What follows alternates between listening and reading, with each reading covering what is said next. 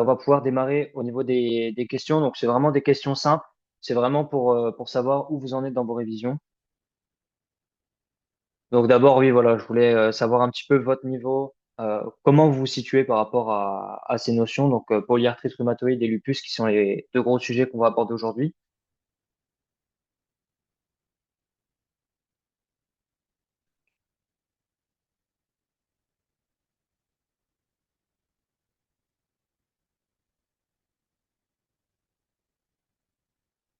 Ok, donc globalement, vous vous vous situez sur, oui, sur un versant, vous commencez à avoir des notions, vous maîtrisez, mais du coup, c'est pas mal. On va pouvoir essayer d'avancer assez vite peut-être sur le début et voir vraiment sur les corrections en détail.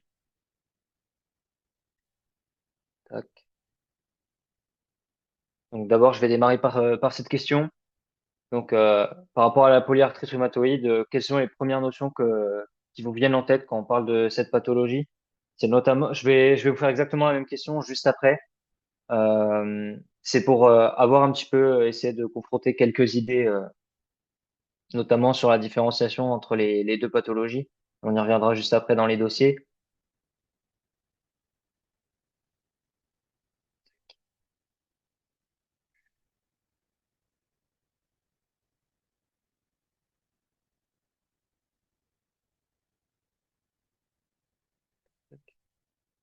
Ouais, donc il y a pas mal de notions qui reviennent. Je vois qu'il y a pas mal de mots-clés déjà, donc c'est pas mal. Parce que c'est vraiment le cœur des dossiers, hein, encore une fois. Et, ouais, il y a pas mal de notions déjà que vous avez, donc c'est cool.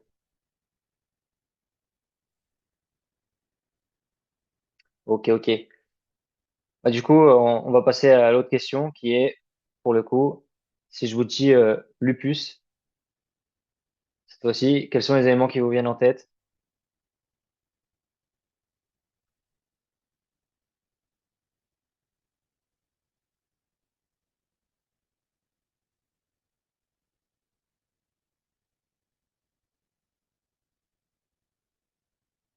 Ouais, c'est pareil, vous avez pas mal de notions déjà, c'est cool.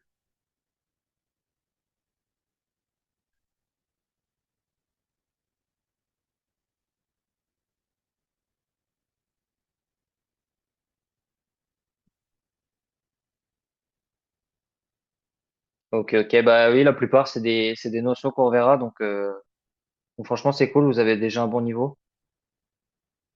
Tac. Et là, pour terminer, c'était une question peut-être un peu plus amusante sur, pour vous, si je vous donne cette liste de mots, est-ce que c'est polyarthrite rhumatoïde, lupus, les deux ou aucun des deux? Alors, au niveau de la correction, je ne sais pas s'il corrigera bon, parce qu'il y a plusieurs fois les deux, aucun des deux, polyarthrite et lupus. Donc, on essaiera de voir dans la correction comment le logiciel il intègre ça. Mais,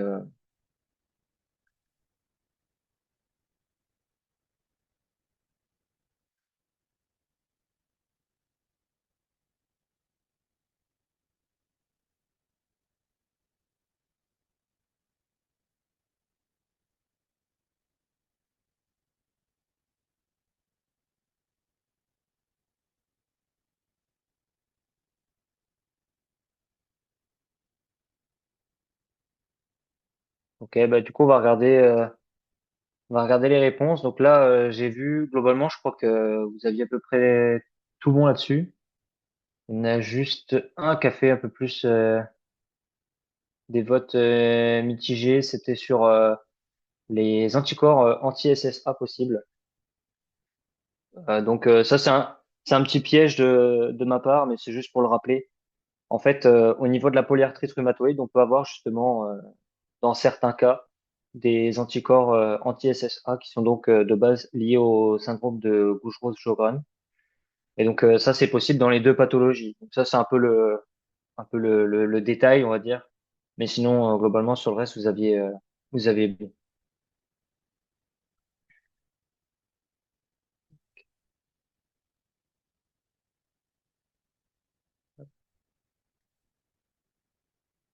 Le partage. Hop.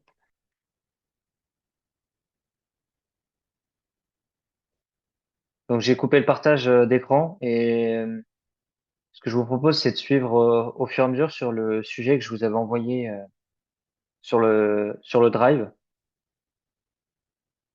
Ça permet de, ça me permet justement de voir un petit peu plus au niveau des questions pour être vraiment sûr de ne pas louper vos questions justement et de pouvoir avancer un petit peu au fil de vos remarques. Tac. Donc on va démarrer par le cas de décembre 2021. Je sais pas si tout le monde là ou si vous avez besoin d'une petite minute.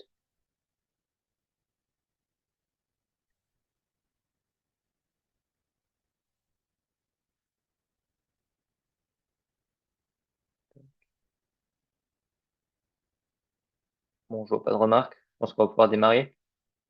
Du coup, on est avec Madame A, 30 ans, qui a passé l'après-midi sur la plage au soleil et elle a pris un coup de soleil qui a disparu en quelques jours. Lors de la consultation médicale, elle dit avoir une grande sensibilité au soleil qui se manifeste sous la forme d'une éruption érythémateuse sur les joues et le nez et elle se plaint de douleurs articulaires fugaces. Donc là, franchement, si vous avez ce genre de sujet, j'ai un peu envie de dire qu'il est vendu un peu d'avance. C'est encore une fois pas sur le diagnostic qu'on va venir vous chercher pour les points, parce que, parce que très clairement, là, le diagnostic, vous l'avez en lisant le sujet. Donc, du coup, quelle est l'hypothèse diagnostique la plus probable?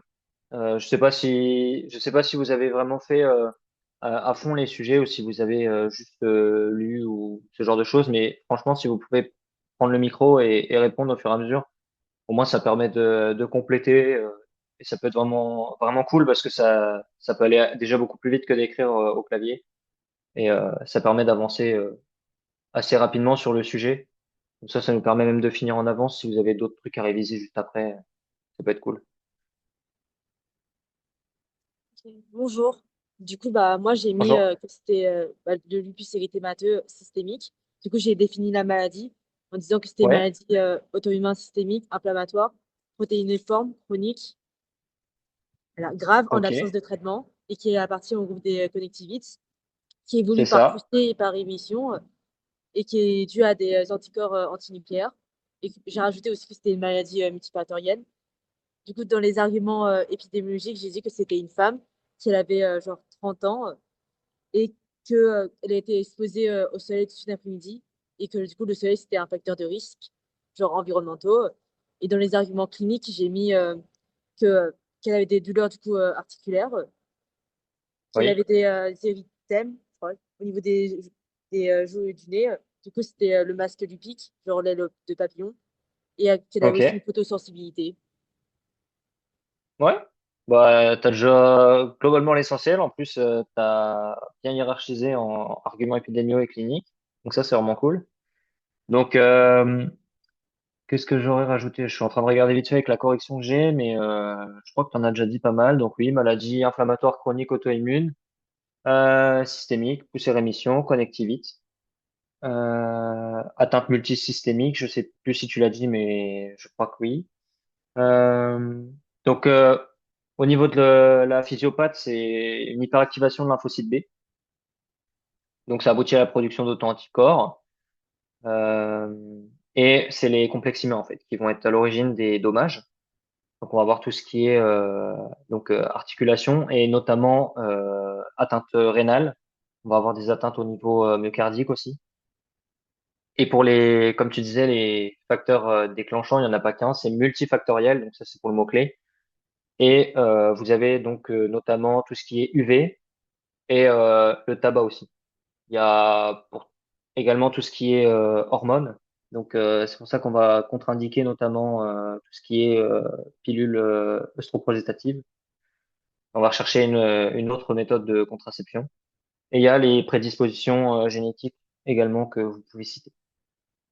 Et il y a aussi, mais ça c'est plus anecdotique, des des lupus qui vont être plutôt iatrogène. Donc, sur tout ce qui est diurétique, thiazidique, notamment, et carbamazépine, notamment, vous allez avoir possibilité d'un lupus induit qui est réversible à l'arrêt du traitement. Après, tu disais douleur articulaire. Alors, j'aurais plus tendance à te suggérer de noter arthralgie, parce que les douleurs articulaires, c'est ce qui est mentionné dans l'énoncé. Et si tu parles d'arthralgie, tu as un mot-clé et en même temps, c'est la même chose que douleur articulaire, donc tu peux gagner du temps. C'est les petits tips comme ça. Euh, et donc oui, tu as bien cité le masque lupique, on parle de Vespertilio aussi. Mais sinon, tu avais le gros de la question. Au niveau de la question 2, donc les examens biologiques prescrits pour confirmer l'hypothèse diagnostique, hémogramme, CRP, VS. On a aussi recherche d'auto-anticorps avec anticorps antinucléaires, anticorps anti-ADN natif, anticorps Excusez-moi. anti-antigène clair soluble et dosage du complément total CH50. J'ai une question, s'il vous plaît. Oui, Concernant, quand on désigne une maladie auto-immune de connectivite, euh, oui. pourquoi on désigne le lupus de connectivite et pas la PR, sachant que tous les deux, ils sont non spécifiques d'organes. Donc, je vois pas pourquoi. Alors, Ou bien je comprends pas ce que c'est connectivite. les connectivites, alors je ne sais pas si c'est exactement la définition, mais en fait, le lupus, c'est une maladie qui va toucher les tissus conjonctifs. Pour moi, c'est ça la définition de connectivite. Après, je peux regarder vite fait. Toc. Euh, Oui, c'est ça. J'ai refait une recherche vite fait sur Internet. Du coup, oui, c'est bien associé. C'est la définition. En fait, c'est parce que le lupus, contrairement à la polyarthrite rhumatoïde, tu as une atteinte qui se fait au niveau du tissu conjonctif. Et c'est pour ça qu'on a une atteinte qui est au niveau de plusieurs organes, donc multisystémique. Parce que moi, j'ai toujours appris d'un bloc, mais c'est vrai que ta question est pertinente parce que je m'étais jamais demandé si c'était le bloc que j'avais appris, c'est-à-dire touche les tissus conjonctifs, connectivite. En général, je le mettais sur ma copie sans trop me poser la question. Mais c'est pour ça qu'on parle de connectivité. C'est le lien avec le tissu conjonctif. Là où dans la polyarthrite rhumatoïde, ça va être des auto-anticorps qui vont être dirigés contre des antigènes du foie sans forcément que ce soit une atteinte au niveau des tissus conjonctifs.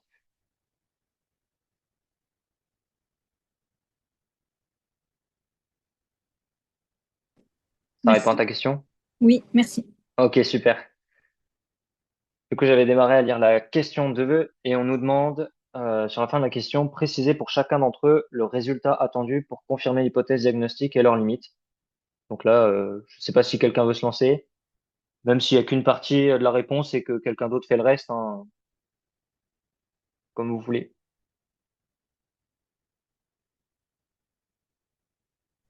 Bah, moi, Moi, je du veux bien essayer si vous voulez.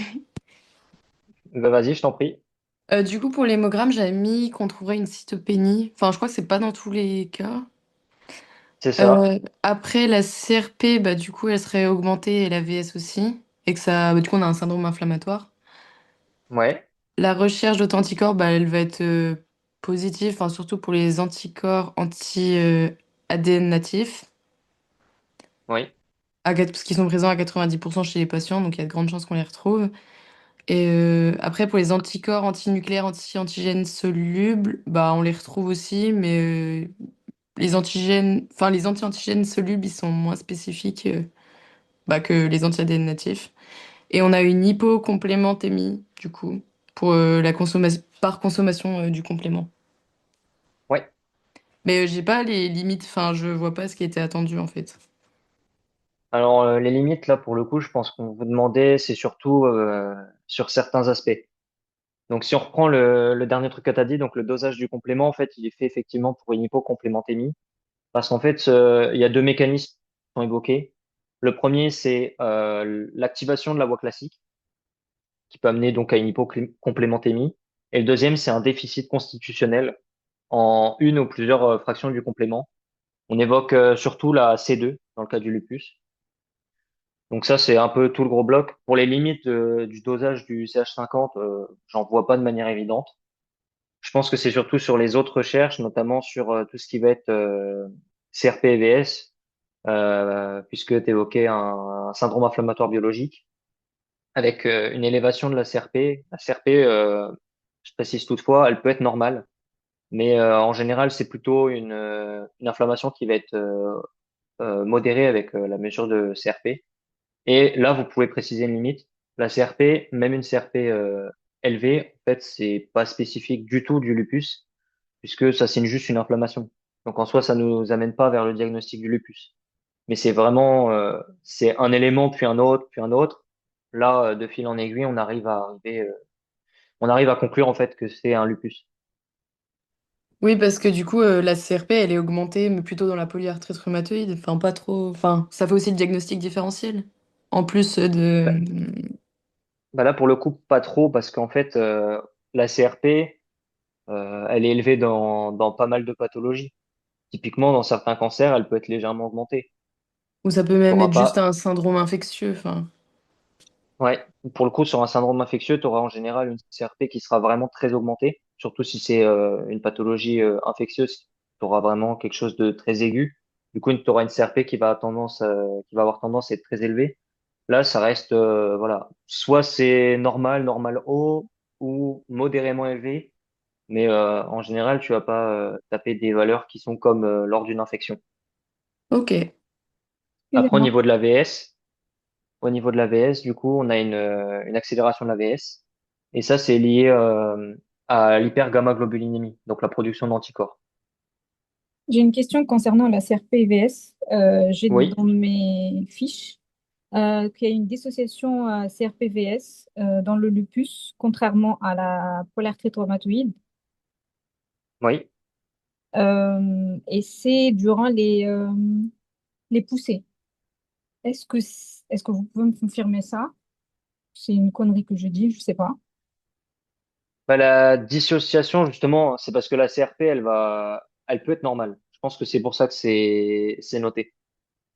C'est parce que la CRP, soit elle est modérément élevée, soit elle reste normale. Ça dépend un petit peu des patients. Je pense que c'est pour ça que c'est noté comme ça. En tout cas, le truc du lupus, la chose qui est vraiment très importante, c'est qu'en général, vous aurez une VS qui va être accélérée. Ça, c'est lié en fait à la production des anticorps. Du coup, on va avoir une vitesse de sédimentation qui est augmentée à 1 heure.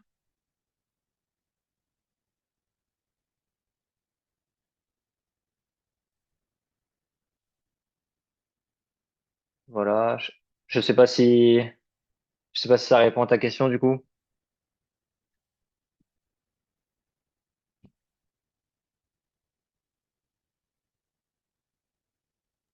Oui, oui, oui, merci. Ok, de rien. Du coup, pour reprendre, du coup, au niveau de la recherche des auto-anticorps, on peut avoir, donc c'est une exploration immunologique et pour le coup, c'est assez informatif dans le cas du lupus. Effectivement, sur les antigènes, pardon, les anticorps antinucléaires. Donc, globalement, les anticorps antinucléaires, ça regroupe les deux catégories qui sont citées juste après.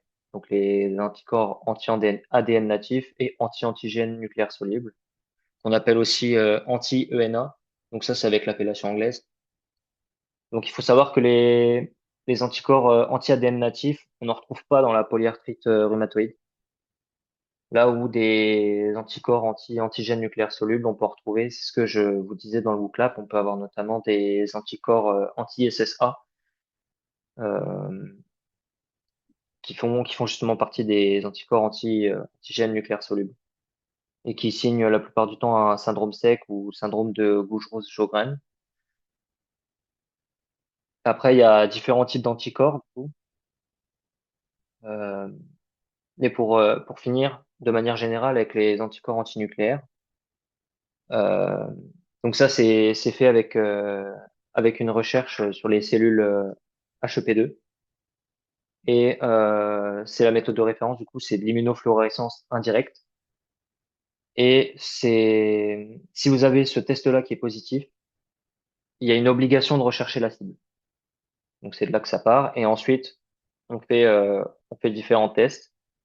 Les tests pour les anticorps anti-ADN double brin ou anti-ADN natif, c'est un test de phare, c'est un test radio-immunologique. Ou alors vous avez pour les anticorps anti-antigènes nucléaires solubles, anti-ENA, c'est des tests qui vont se faire plutôt par ELISA. Donc, dans les anticorps anti-ENA, vous avez par exemple les anticorps anti-SM, donc c'est anti-Smith. Ça, c'est dirigé contre, c'est une ribonucléoprotéine et c'est spécifique du lupus. Mais le problème, c'est que c'est pas présent dans tous les cas. C'est même d'ailleurs plutôt rare, je sais plus, c'est dans les 20%, je crois. Mais c'est spécifique. Donc, si on en retrouve, on arrive à signer le lupus.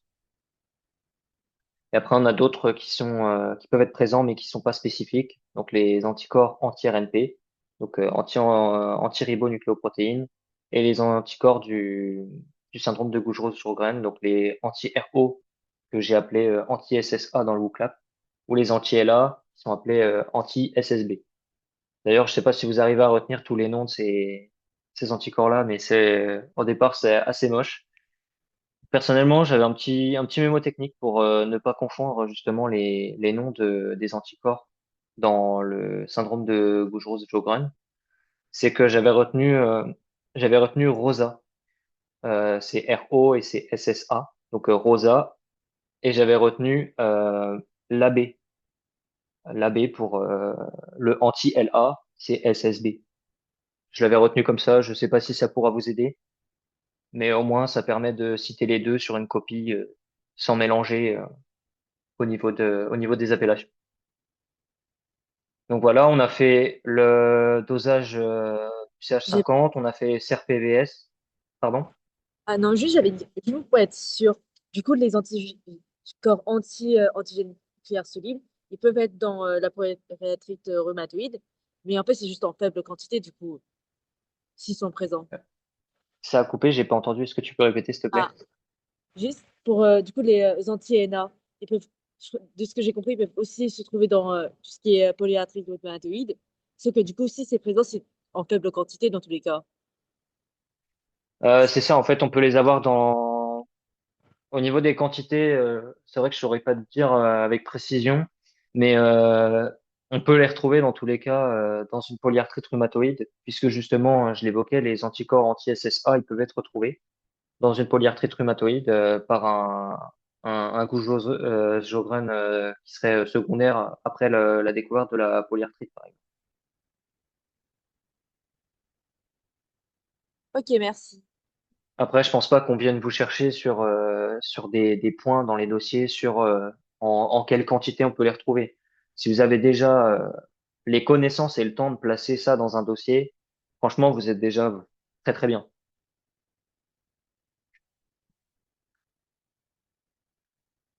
Donc voilà, je vous ai refait le détail en plus un peu gros des anticorps. J'espère que ça vous sera utile.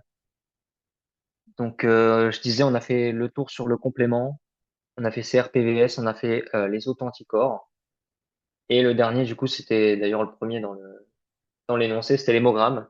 Effectivement, donc je ne sais plus qui a répondu, mais qui évoquait justement une cytopénie. Les cytopénies dans le lupus, elles sont auto-immunes, elles sont fréquentes pour le coup, si on prend toutes les cytopénies confondues.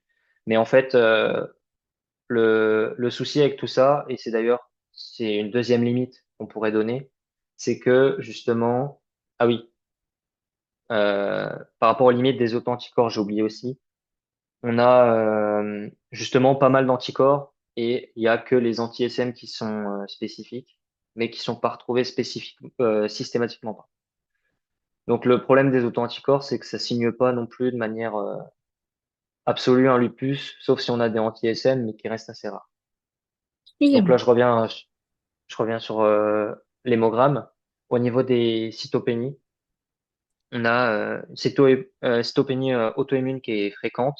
Et la limite dans tout ça, c'est que effectivement, l'hémogramme, c'est pareil. Une modification de l'hémogramme, ça permet pas de poser le diagnostic. C'est que si on a une succession de faits qui sont évocateurs du lupus. Par exemple,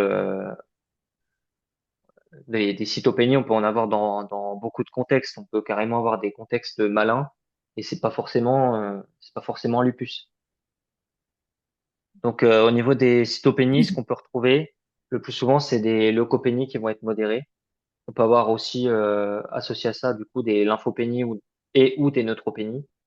Ensuite, anémie hémolytique, et ou thrombopénie. Donc ça peut vraiment être assez large, ça peut toucher un peu n'importe quelle lignée. Euh, donc à ce niveau-là, il n'y a rien de vraiment déterminant du lupus. Excusez-moi, c'est voulu Oui, de pas partager les diapos ou c'est une en erreur? fait, je le fais, c'est plus pour suivre avec vous et d'avoir une vue Ah, sur les d'accord. messages. Ok. Oui, oui. Bah, parce qu'en fait, le sujet, je l'avais partagé. Après, je sais pas si on peut, ouais, on peut peut-être partager un document. Je peux peut-être vous l'envoyer si vous le voulez, mais c'est vrai que la correction, de toute façon, je vous la mettrai à disposition. J'ai fait un document, en fait, qui reprend un peu tout.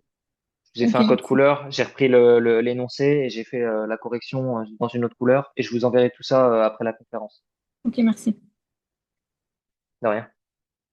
Donc là, un peu tout ce que je dis, c'est plus pour suivre quand vous avez fait le cas. Effectivement, c'est pour ça, essayez de limite, vous pouvez participer au fur et à mesure et moi, je vous envoie de toute façon la correction à la fin, donc il n'y aura pas de problème. Non, c'est vraiment juste pour que vous puissiez participer au fur et à mesure et après, effectivement, je vous envoie la correction, il n'y a pas de souci. Comme ça, à la limite, même si vous voulez ne pas prendre de notes, c'est faisable aussi.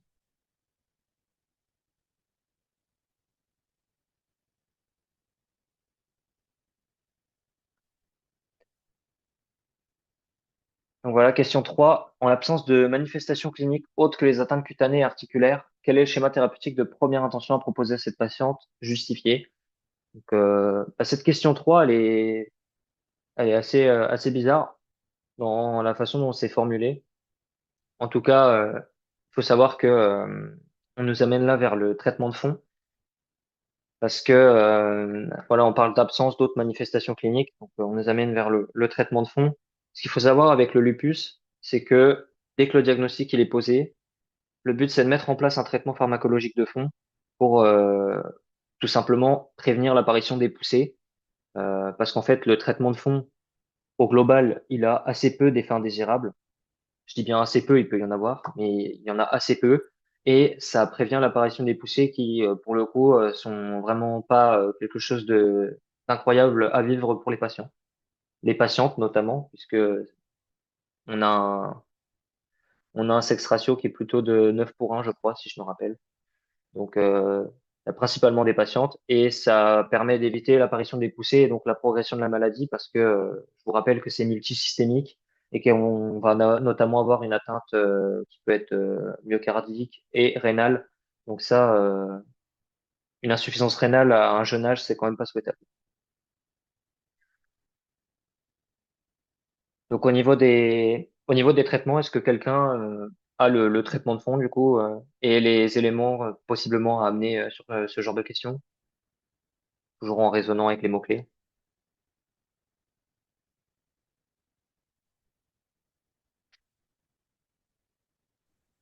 Du coup, moi, j'avais mis le traitement de fond, du coup, l'hydroxychloroquine. C'est un Ouais. antipaludéen de synthèse par voie orale. Je pense Ouais, que j'avais pas donné le mécanisme d'action, mais je pense qu'on peut le donner. Je l'ai pas là, mais je pense qu'il faut le mettre. Mais après, j'avais aussi mis traitement symptomatique pour les douleurs articulaires. Enfin, ouais, INS, corticoïdes, Péros en fonction de l'atteinte articulaire. ouais, J'avais aussi mis, ouais, du c'est coup, pas. pour l'hydroxychloroquine, j'avais aussi mis en mode des contre-indications et les effets indésirables. Enfin, Ouais, voilà. Et puis, j'avais mis la deuxième ligne et la troisième ligne quand même, même si ça fait beaucoup, même si on me demandait que la première ligne, je me suis dit. ouais. Bah pour le coup, quand on te demande que la première ligne, t'embête pas à détailler, parce Ok, que c'est que justement, c'est dans le but de cibler un peu le sujet. Donc, d'accord. tu peux déjà être sûr que sur les deuxième, troisième lignes, t'auras pas de points. Ok, oui, non, Donc, mais au moins c'est mis au t'embêtes pas avec tout pire, au ça. cas Ouais, où. ouais, ouais. Mais ouais, dans ce cas-là, vraiment, le jour J, si on te pose une question sur, si on te demande le traitement de fond, si on te demande ça de but en blanc, on perd pas de temps avec le traitement de crise. Si on te demande la première intention, il faut pas aller avec les autres. C'est vraiment, c'est pour essayer de cadrer au maximum le sujet. Et pour le coup, tous les mots-clés que tu peux avoir sur les traitements de première intention ou les traitements de fond ou de crise, si on te les demande, là, par contre, il faut envoyer le plus de mots-clés possible. Donc par rapport à l'hydroxychloroquine, effectivement, j'ai précisé que c'est un amino 4-quinoléine. J'avais renoté également, mais ça je pense que c'est même pas dans le barème. Si la question était posée à l'heure actuelle, je pense que ce serait même pas dans le barème. J'ai renoté chloroquine, mais elle est plus commercialisée, donc à mon sens, je sais même pas si ça vaut le coup de la mentionner. C'est vraiment juste pour vous redétailler ce point-là, mais il y a plus que l'hydroxychloroquine commercialisée en France. La chloroquine, elle est plus sur le marché. Donc associé effectivement à des corticoïdes à faible dose, euh, ou INS ou paracétamol, j'ai renoté antalgique. Parce que, parce que voilà, et en précisant bien sûr que c'est un traitement symptomatique. J'avais renoté surveillance de l'apparition de poussée aussi. Parce que, effectivement, ça peut être bien de donner des signes cliniques qui pourraient être associés justement à tout ça. Donc on va avoir de toute façon des manifestations qui vont être assez diverses en cas de crise, puisque on peut avoir des atteintes un peu de tous les systèmes. Donc c'est vraiment très large, mais on va avoir, comme je vous le disais, atteinte myocardique avec notamment par exemple myocardite, péricardite. On peut avoir tout ce qui va être atteinte rénale avec des néphropathies. On peut avoir des atteintes même neuropsychiatriques. C'est vraiment très large. Après, là pour le coup, on vous demande pas de détailler ça dans la question, mais voilà, j'avais mis surveillance l'apparition des poussées. Je sais pas si ce serait dans le barème. Et donc, ça nous amène à la question 4. Quels sont les points à aborder dans le cadre d'une éducation thérapeutique? Donc ça, c'est un petit peu ce que je viens de vous dire. Ça déborde un peu sur cette question-là, puisque vous pouvez le mettre. Et puis après, je sais pas si quelqu'un a une petite éducation thérapeutique à nous proposer. J'ai juste mis bah, du coup, enfin, les choses qu'il fallait faire. Il fallait reconnaître du coup les signes finalement des crises, du puce, Ouais, agir en situation d'urgence, connaître ses médicaments. ouais. Notamment quoi sur les médicaments? Hmm. Ah oui, bah, bonne question. Ah, bah, pour l'hydroxychloroquine, par exemple, c'est bah, un des effets indésirables, c'est la rétinopathie. Du coup, de Ouais, vraiment faire des examens ophtalmiques pour voir s'il n'y a pas de problème. c'est Etc. ça.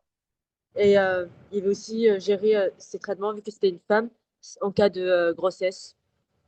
Ouais, ouais. C'est une femme en âge de procréer. Ouais, donc si elle a un désir de grossesse, il va falloir forcément avoir une prise en charge et des conseils associés.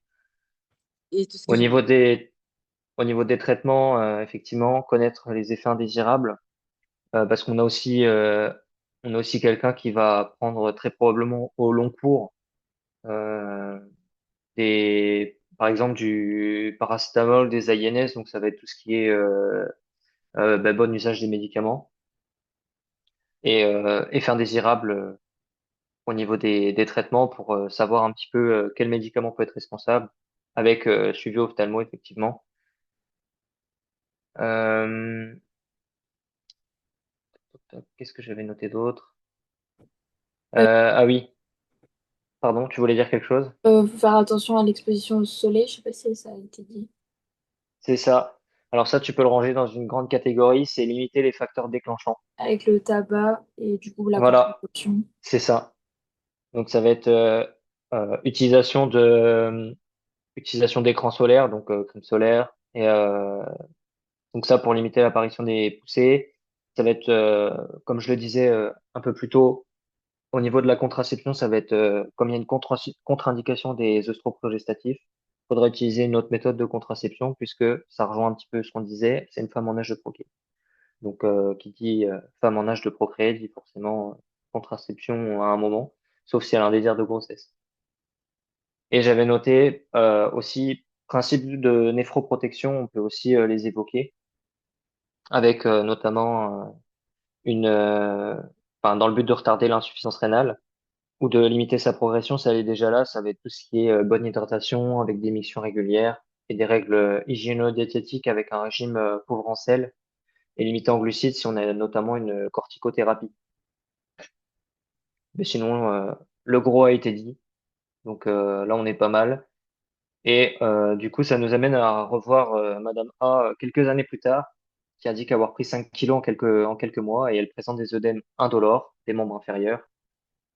Elle se retrouve hospitalisée et les résultats du bilan biologique sont les suivantes. On a donc je vais pas forcément pour détailler tout le bilan. Je pense que vous avez le bilan devant vous. Est-ce que quelqu'un veut s'atteler à ce bilan et nous dire un petit peu quelles complications doit être évoquées?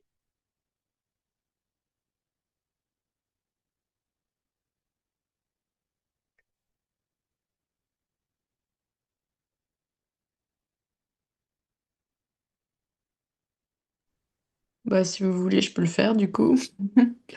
Bah, parfait.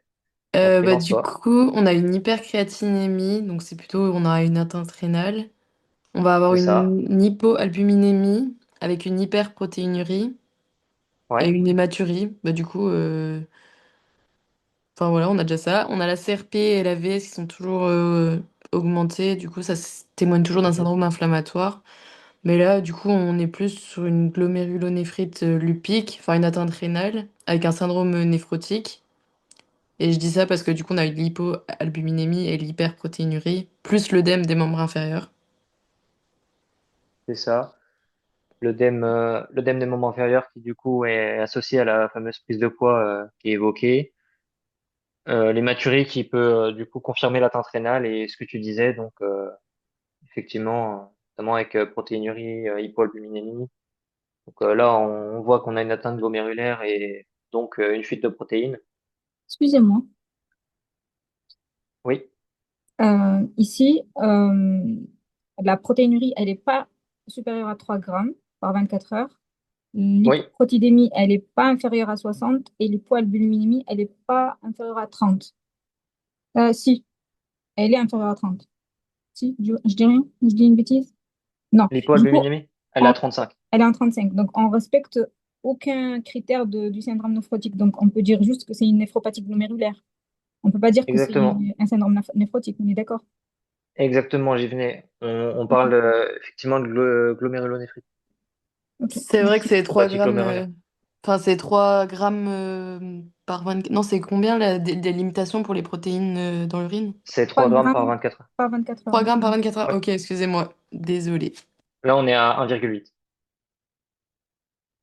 Mais du coup, effectivement, du coup, on a l'hypercréatinémie, effectivement, qui suigne l'insuffisance rénale, on disait, et après, c'est le syndrome inflammatoire. Donc après, on a fait le tour de la question. Et Du du coup, coup, oui, on parle de c'est. néph. Enfin, du coup, on dit juste que c'est une glomérulonéphrite lupique. Enfin, on parle pas du tout C'est d'autre ça. chose. Même les membres. Enfin, néph- l'œdème des membres inférieurs, finalement. Enfin, ça a En trop. fait, tu peux le citer parce qu'en fait, c'est un peu lié puisque c'est notamment, en fait, c'est cette néphropathie glomérulaire qui fait que tu as notamment une fuite de protéines. Fuite de protéines, tu as une baisse de pression oncotique et c'est ça qui fait que tu as des œdèmes au niveau des membres inférieurs puisque ton eau en fait qui est dans tes vaisseaux, elle va sortir et du coup elle va aller à l'extérieur de tes vaisseaux donc là où tu les retrouves, c'est au niveau des membres inférieurs et c'est pour ça que tu as des œdèmes indolores. En fait, c'est une accumulation d'eau Ah, par ok. chute de la Ouais. pression oncotique, notamment. Ok, ça marche.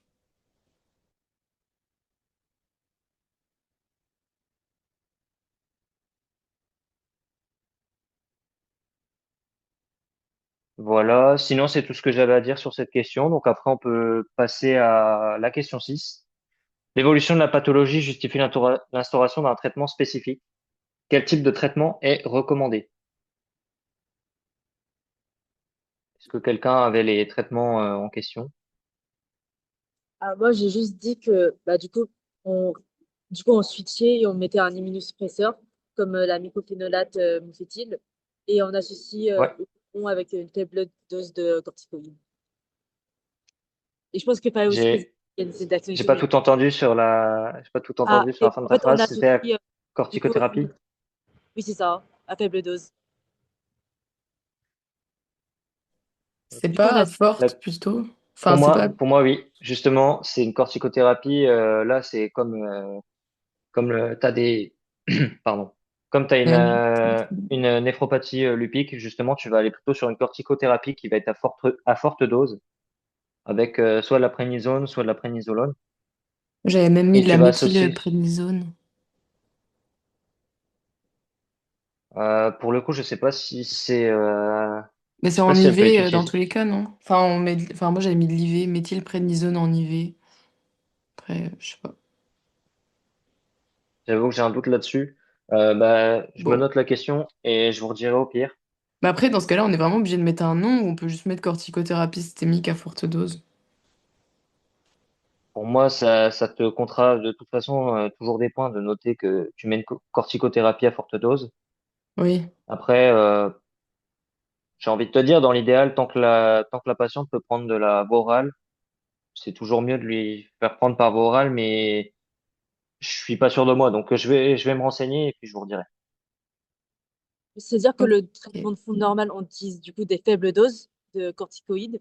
Et quand c'est une C'est glomérulonéphrique, ça. on met des Et quand tu fortes as doses. une atteinte ou une crise, tu peux aller sur des fortes doses, notamment si tu as une atteinte, justement, comme c'est le cas ici, au niveau de certains organes.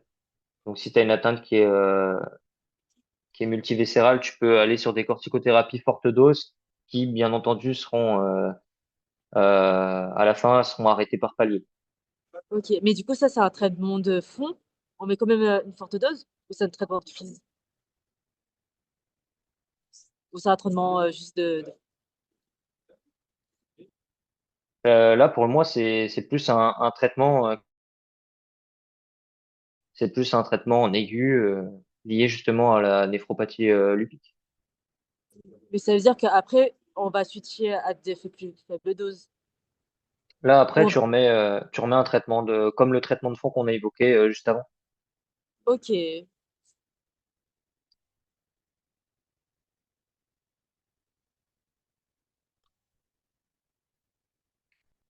Voilà, donc effectivement, corticothérapie forte dose associée à un immunosuppresseur.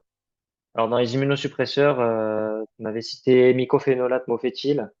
Donc ça c'est Oraimem et j'ai trouvé également cyclophosphamide ou azatioprine qui peuvent être utilisés.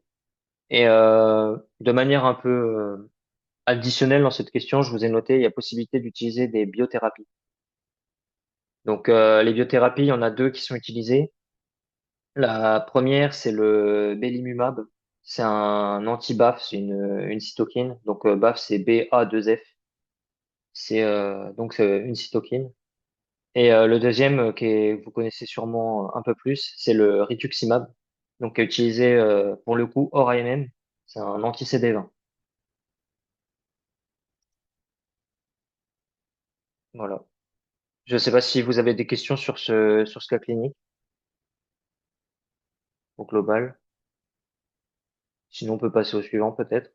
Donc ici, en gros, on traite uniquement la néphropathie, mais on ne change pas le traitement, on ne suggère pas une modification de son traitement de fond, vu qu'elle fait une poussée, clairement. Vous m'entendez? Pour, pour moi, Oui. là ici, en fait, t'as justement une poussée. Le but, c'est de traiter la poussée. Et après, effectivement, si le traitement de fond venait ne plus suffire, on pourrait le réadapter. Parce que là, les traitements qu'on donnait tout à l'heure, c'était la première ligne déjà. Donc après, on peut passer sur un traitement de seconde ligne. Mais globalement, là, ce qu'il faut que tu te dises, c'est que tu traites la poussée et après, tu vois ce qui se passe. Le but là, c'est de faire en sorte que la patiente retrouve, on va dire, un point correct avec diminution notamment de ses œdèmes et qu'elle ait disparition un petit peu de cette néphropathie glomérulaire.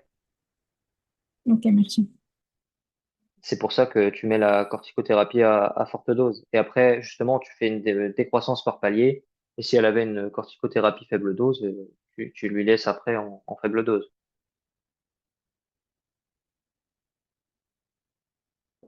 Et j'avais une question aussi, juste pour être sûr, du coup, le Oui, traitement d'attaque, pour du coup la glomérulonéphrite, on peut soit utiliser de l'hydroxychloroquine, soit utiliser du cyclophosphamide, ou soit utiliser de l'azathioprine, c'est ça? je suis désolé, ça a coupé. J'entends pas, j'ai pas entendu toute ta question. Ah, attendez. Et du coup, en fait, c'est pour être sûr, pour le traitement d'attaque, on peut utiliser de l'hydroxychloroquine ou du cyclophosphamide ou de l'azathioprine. L'hydroxychloroquine, c'est plus du coup le traitement de fond. Ok, du coup, il y a juste le cyclophosphamide et l'azathioprine. Là, tu vas surtout associer, Oui. euh, ouais, c'est corticothérapie, c'est soit prednisone, soit prednisolone, et tu vas associer à ça enfin, un immunosuppresseur. Ok, d'accord. Et dans certains cas, notamment si effectivement ça marche pas, tu peux avoir les fameuses biothérapies dont je parlais, donc belimumab ou rituximab.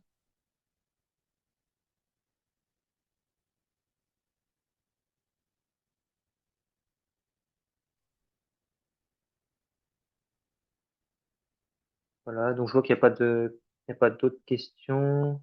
Donc,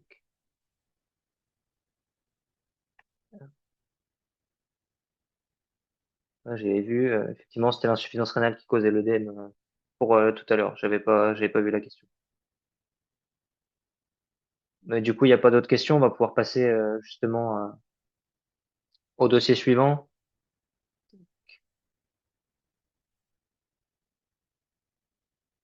Donc maintenant, hop, je pense que vous l'avez devant les yeux. Donc une femme de 45 ans qui est adressée par son médecin traitant à un rhumatologue en raison de douleurs articulaires symétriques bilatérales au niveau de ses mains, persistant depuis quelques mois, et parmi ses antécédents médicaux, on relève une hypertension artérielle non traitée. On nous dit qu'elle n'a pas d'antécédent chirurgical particulier, hormis une appendicectomie à l'âge de 17 ans. Et les résultats du bilan biologique réalisé à la suite de la consultation sont les suivants. Donc là, il y a tout un beau panel. Et on finit par nous demander quel est le diagnostic le plus probable en justifiant. Donc là, c'est vrai qu'il y a, pour le coup, ce dossier-là, je l'ai repris, c'est le dossier du concours que j'ai passé du coup en décembre.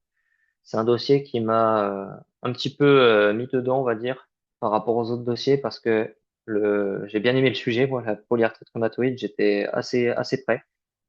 Le souci, c'est que effectivement, on a un beau bilan biologique au départ, et en fait, on en a un deuxième à la question 4, qui certes est un peu plus petit, mais prend son temps quand même. Et j'ai perdu quand même un peu de temps là-dessus. Donc, dans ce genre de dossier, effectivement, essayez d'aller assez vite sur cette partie analyse du bilan bio, parce que certes, c'est un gros bloc, mais au moins, si vous allez assez vite là-dessus, vous avez au moins de quoi noter des mots-clés dans les autres questions. Parce que moi, j'ai perdu beaucoup de temps et ça m'a empêché de terminer un dossier. Il y avait un dossier d'insuffisance rénale. Pour le coup, était pas si moche. Que les questions étaient assez simples. On nous demandait d'expliquer, par exemple, le mécanisme de l'anémie, etc. Et c'est des points que j'ai dû essayer d'avoir en vitesse. Et j'aurais préféré peut-être avoir un petit peu plus de temps pour justement gratter des points avec les mots-clés. Enfin bref, parenthèse à part, on va pouvoir Mais démarrer sur... j'avais une oui, question moi, par rapport au bilan bio, parce que du coup, tu dis que t'avais pas trop le temps et tout, mais nous, on a notre prof de toxico à Besançon qui nous a dit, qui corrige l'internat. Bon, du coup, c'est surtout en toxico, c'est pas vraiment en hémato, en immuno et tout ça, mais il a dit faire le bilan bio comme un tableau avec marqué, enfin, comme on fait généralement dans les corrections, enfin, valeur ouais. normale, élevée, pas élevée, et dire exactement le mot scientifique derrière. Il nous a dit, en toxico, ça sert absolument à rien, vous avez pas de point là-dessus. Enfin, vous perdez beaucoup de temps à le faire, mais vous n'avez pas de points réellement dessus, il nous a dit. Mais du coup, là, en immuno, je sais pas si réellement ça vaut le coup de le faire finalement. Est-ce que vaut peut-être mieux pas faire ligne par ligne et dire directement en mode la conclusion du bilan, enfin, dire ce qui est anormal et dire le reste est normal, point. Enfin, je sais pas. Enfin, je sais pas. Bah, j'ai un peu envie de te répondre exactement ta dernière phrase, c'est que personnellement, moi, j'ai pas corrigé le concours de l'internat, donc je sais pas non plus. Après, le seul truc qui est garanti avec justement le format tableau, c'est que tu es toujours au taquet, t'as tes réflexes, et tu te poses pas de question de savoir est-ce que je le fais en ligne, est-ce que je fais un tableau. Tu fais ton truc, tu traces ton tableau un peu à l'arrache sur ton carnet de, de, de composition. Après, tu fais ton analyse de bilan bio vraiment sans te poser de questions. Tu rentres tes valeurs, tu mets tes valeurs usuelles, ton interprétation, etc. Personnellement, je pense que là, vu la taille notamment face à un cas clinique comme ça, quand tu vois la quantité de choses qui a analysé, vaut mieux faire un tableau. Après, c'est vrai que si on te donne trois valeurs à la volée comme ça, si tu juges que le tableau te prendrait plus de temps, si tu veux le tenter, tu peux le faire en ligne. Personnellement, moi, je faisais toujours les tableaux justement parce que Ça évite d'en au moins ça louper me en vrai. permet déjà ça et puis ça te permet en fait de juste pas te poser de questions à savoir est-ce que en fait finalement est-ce qu'il fait assez de lignes pour que je considère que ça vaut le coup. Oui, ok. Bon, ça marche. Donc là, je sais pas s'il y a quelqu'un qui veut se lancer sur le bilan bio. Sinon je le fais au fur et à mesure hein, comme vous voulez. Ah, bah, du coup, pour le bilan bio, en fait, du coup, bah, je vais directement, on va dire, à l'essentiel. Juste pour les alates, du coup, je crois qu'il était à 35. Comme la normale, c'est inférieur à 34, j'ai dit que c'était augmenté, mais j'ai dit que C'est c'était ça. Pardon? ah, moi, j'ai dit que c'est pas de significatif, non? Donc, c'est à peine un peu augmenté, je voyais pas le lien avec, du coup, C'est bah, ça. En fait, les dans le bilan rhumatismes. bio, moi, c'est ce que j'ai fait aussi. J'ai noté qu'on avait une augmentation de l'activité des alates dans le tableau. Et Oui, après, franchement, j'en ai parlé comme quelque chose d'un petit peu anecdotique parce qu'en fait, on a une activité qui est une unité par litre qui est augmentée. C'est pas grand-chose. Si on avait une véritable perturbation au niveau du bilan hépatique, on aurait des enzymes qui seraient nettement plus hauts. oui, On aurait des enzymes qui seraient vraiment, vraiment plus hautes. On pourrait avoir, je sais pas, une valeur à 60, 70. Là, pour le coup, de toute façon, c'est pas en lien avec la pathologie. Il n'y a pas oui, de lien direct. ok. Bah, du coup, après, j'ai mis pour tout ce qui est DFG, j'ai mis, parce que la créatinine était normale. Du coup, le DFG était diminué. Du coup, j'ai dit que c'était une insuffisance rénale qui était légère. Après, il y Ouais, a la VS et la vitesse de sédimentation qui étaient augmentées. Du coup, je disais qu'il y avait un syndrome inflammatoire. Ensuite, niveau anticorps nucléaires, j'ai dit bah, ils avaient écrit, mais c'était positif. Bah, du coup, après, oui, j'ai mis facteur rhumatoïde, j'ai dit élevé. Et anticorps antipeptidique citrulliné, et élevé. Et du coup, j'ai dit après que c'était la polyarthrite rhumatoïde, que du coup, la définition, j'ai dit que c'était une maladie auto-immune systémique qui est inflammatoire, qui évolue par phase de poussée de rémission et que c'était dû à ouais, des scores anti-CCP. Et après, j'ai mis des arguments. Du coup, les autres arguments, c'était des arguments du coup cliniques. Du coup, on voyait une arthropathie symétrique bilatérale au niveau des mains. Du coup, j'ai dit que c'était une métacarpophalangienne. Et comme ils ont dit ouais, que c'était chronique, j'ai dit que c'était, bah, ils ont dit que c'était plusieurs mois, du coup, j'ai dit que c'était chronique. Et niveau argument épidémiologique, j'ai dit que c'était une femme du coup, de 45 ans avec un antécédent d'hypertension non traité. Du coup, c'était peut-être un facteur de risque et qu'elle avait aussi un antécédent quelque chose stomie. Et du coup, je voyais pas le lien. ouais. En fait, il n'y a pas de lien là. C'est l'appendicectomie. En fait, être opéré de l'appendice, ça n'a aucun lien avec la polyarthrite rhumatoïde, ou du moins en regard des connaissances, mais je pense pas que ça ait de lien direct. Du coup, je suis Ensuite, là sur toi-même, genre au cas où si on n'écrit pas. tu peux le citer. Euh, Après, si tu as un choix à faire entre ça et un autre élément, mais un autre élément qui est peut-être plus significatif en regard de la correction. Mais en soi, de toute façon, même une mauvaise réponse sur un cahier, ce qu'il faut que vous vous disiez, c'est que ça ne vous coûtera pas de points. Sauf si c'est vraiment l'énormité qui tue le patient. Normalement, c'est pas censé vous faire perdre des points. Même quelque chose qui a pas forcément de lien, tant que c'est pas une erreur scientifique grave, ça vous coûtera pas la moitié des points des dossiers. Ça, faut en être sûr.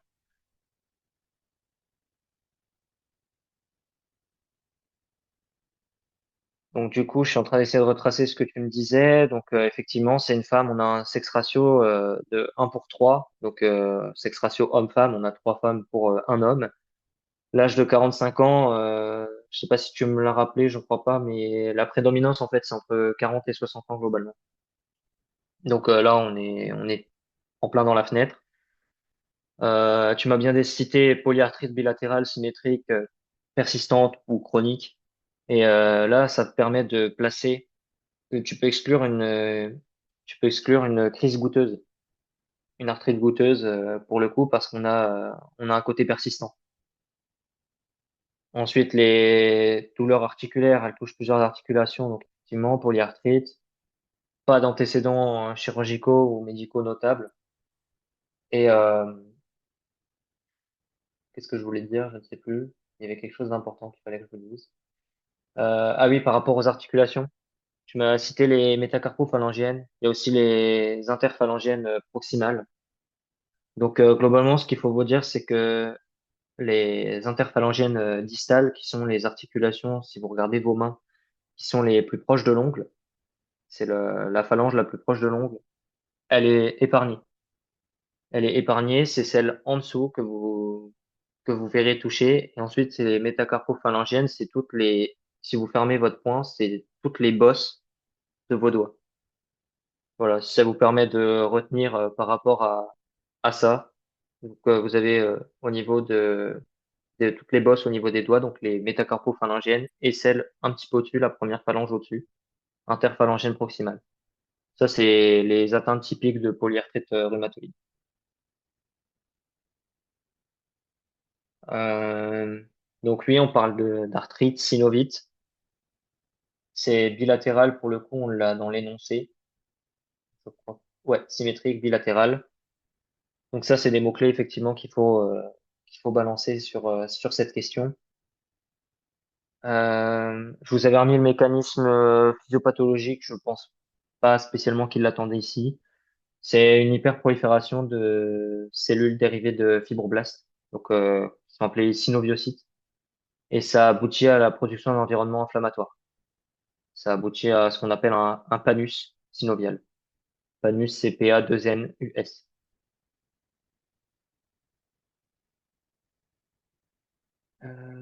Sinon, sur les arguments cliniques, ça avait été bien dit. Et puis oui, sur le bilan bio, du coup, pour faire une synthèse globalement, on a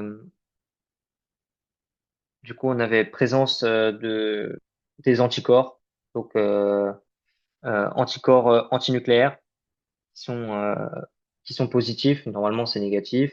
Et les facteurs rhumatoïdes et anti-CCP, normalement, c'est inférieur à 20 U par ml. Et là, pour le coup, on est bien au-dessus. Donc, on a présence de ces facteurs-là.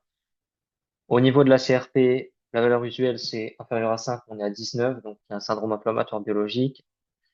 La vitesse de sédimentation érythrocytaire chez une femme, 3 à 7 millimètres, on a 20, donc on a une accélération de la VS. Le DFG qui du coup est à 63, donc on a une insuffisance rénale qui est donc légère, effectivement. On a la créatinémie qui est normale, puisque c'est 45 à 105 micromoles par litre, la valeur usuelle. Au niveau du glucose, on est bon aussi, puisque c'est 3,90 à 5,50 millimoles par litre. Les fameuses ALAT qui sont augmentées de 1 U par litre, c'est pas quelque chose de notable, même si c'est factuellement augmenté. Les ASAT étaient dans la norme inférieure à 35, les plaquettes 150-450, donc là on est bon aussi. Et hémoglobine pareil, 120-160 grammes par litre, on est à 135. Les lymphocytes, c'est 2,6, là on est à 2,6 et c'est 1 à 4 gigas par litre. Polynucléaire, neutrophile, c'est 2 à 7,5, on est à 3,4, toujours en giga par litre. Et le leucocyte, on est à 6,2 et c'est 4 à 10 giga par litre. Donc là, pour le coup, on a euh, donc on est bon aussi. Toc. Excusez-moi, j'ai Euh, dû louper l'interprétation des anticorps antinucléaires. Du coup, alors, ils sont alors, à 1 sur 60 ouais, au 1/60e et du coup, c'est un résultat qui est positif parce que le seuil, c'est 1 sur parce qu'on 50, considère non? Euh, Attends, je reprends l'énoncé. Qu'est-ce qu'on nous dit? On nous dit, oui, on nous dit anticorps antinucléaires positifs au 1,60, 1 sur 160, au Ok. 1 160e. Donc en fait, le résultat il est positif. En fait, la valeur usuelle n'a pas de valeur usuelle. Enfin, c'est négatif la valeur usuelle. Donc ta présence d'anticorps antinucléaires. Ok, merci. Donc toujours, là, je vous ai fait dans la correction que je vous transmettrai, il y a un tableau. J'ai fait un tableau avec des flèches vers le haut, flèches vers le bas pour augmenter, diminuer. Surtout quand vous rédigez, n'oubliez jamais de mettre la signification de tout ça. Dans mes corrections, moi, ce que je faisais dans mes compositions, valeur usuelle, je l'abréviais VU. Comme ça, après, on est tranquille. Si vous avez, même par la suite, une VU à renoter, vous n'avez pas à vous embêter à renoter tout en entier. Je mets une flèche vers le haut, augmenter, flèche vers le bas, diminuer, N égale normal. Ça, juste en dessous de mon tableau. Vous pouvez le noter aussi juste au-dessus. Comme ça vous assure de pas oublier la légende parce que ça, par contre, ça pardonne pas si vous faites une analyse bio en mettant une flèche vers le haut pour augmenter, une flèche vers le bas pour diminuer et N pour normal. Vous pouvez être sûr que si vous notez pas la légende, là pour le coup, votre interprétation, elle vaut pas grand-chose. Donc vraiment, n'oubliez pas la légende. Et effectivement, on parlait de tableau au niveau interprétation des valeurs. Je fais un tableau pour ma part à 5 colonnes, donc avec les paramètres. On met la liste, la valeur du patient, valeur usuelle, unité, comme ça vous vous embêtez pas à noter les unités dans chaque case, valeur patient et valeur usuelle. Au moins vous le notez une fois l'unité, et après vous notez plus que les valeurs chiffrées dans les 2 colonnes d'avant. Et enfin, la dernière colonne, l'interprétation. Je le précise peut-être un peu tard, mais voilà. Du coup, pensez vraiment bien à faire un tableau et surtout à mettre les légendes, même quand vous mettez un acronyme. Pensez toujours à préciser la première fois à quoi vous faites référence, parce que c'est pas évident en fait. Le correcteur, il partira pas du principe qu'il comprend ce que vous faites. Sauf, là c'est le sauf, si on vous le donne dans l'énoncé. Euh, Là typiquement, dans l'énoncé, on vous parle de DFG. Vous n'avez pas besoin d'écrire c'est quoi puisque vous l'a mis dans l'énoncé. Donc vous pouvez noter très bien DFG dans le tableau. On vous offre l'abréviation, donc en fait, ils partent du principe qu'ils savent c'est quoi DFG.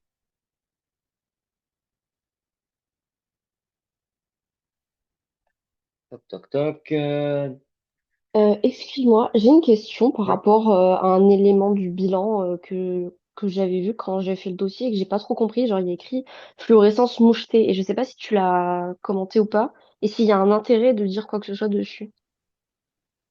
En fait, c'est par rapport au. Là, on vous renvoie un petit peu au test. La fluorescence mouchetée, c'est par rapport au fait que les anticorps antinucléaires, je vous l'ai dit dans le dossier juste avant, c'est sur des cellules HEP2. C'est une immunofluorescence. Euh, pour être précis, immunofluorescence indirecte sur cellules HEP2, pour être tout à fait complet. Ça, c'est le bloc qu'il faut ressortir. Si on vous pose la question, notamment sur la technique, s'il y a un dossier lupus qui tombe. Donc en fait, la fluorescence, c'est juste un peu ce qu'on observe, mais je pense pas que ça ait vraiment d'intérêt là dans le dossier. C'est vraiment juste voilà, Ok. pour dire Donc c'est pas que un le résultat est élément positif. diagnostique, quoi. Ok, Non, ça non. marche. Merci.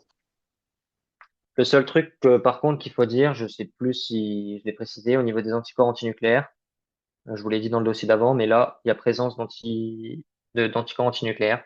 Le truc à marquer absolument, c'est qu'il y a une recherche obligatoire de la cible, Ok, je que vois. ce soit anticorps anti-ADN natif ou anticorps antigène nucléaire soluble. Ok, Voilà. ok, ça marche. Merci, je le rajouterai. Merci beaucoup. De rien.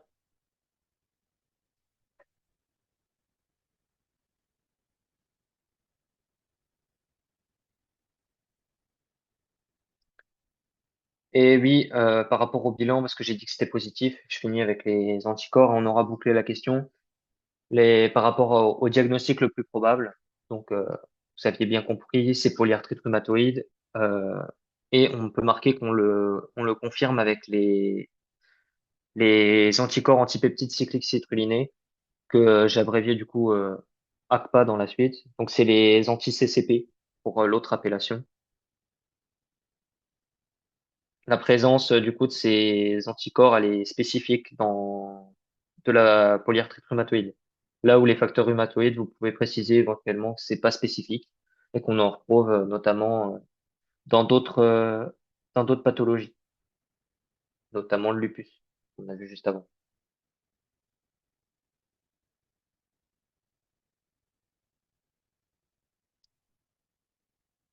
Tac, donc s'il n'y a pas de questions, on peut aller à la question 2. Donc, décrire le principe des techniques permettant le dosage des anticorps antipeptides cycliques citrulinés et des facteurs rhumatoïdes. Alors ça, c'est la question que j'avais trouvée un peu méchante, entre guillemets, même s'il n'y a pas de grande difficulté, mais il faut connaître vraiment le principe de la technique. Et on nous demande l'intérêt de la recherche des anticorps antipeptides cycliques citrulinés par rapport aux facteurs rhumatoïdes. Donc, c'est vrai que c'est ce que je vous disais juste avant à l'oral. C'est surtout dans cette question-là qu'il faut le préciser au niveau des ACPA, c'est que c'est plus spécifique que les facteurs rhumatoïdes. Facteurs rhumatoïdes, vous pouvez pas poser le diagnostic avec ça. Ça vous oriente sur, sur le type de pathologie, mais c'est pas absolu.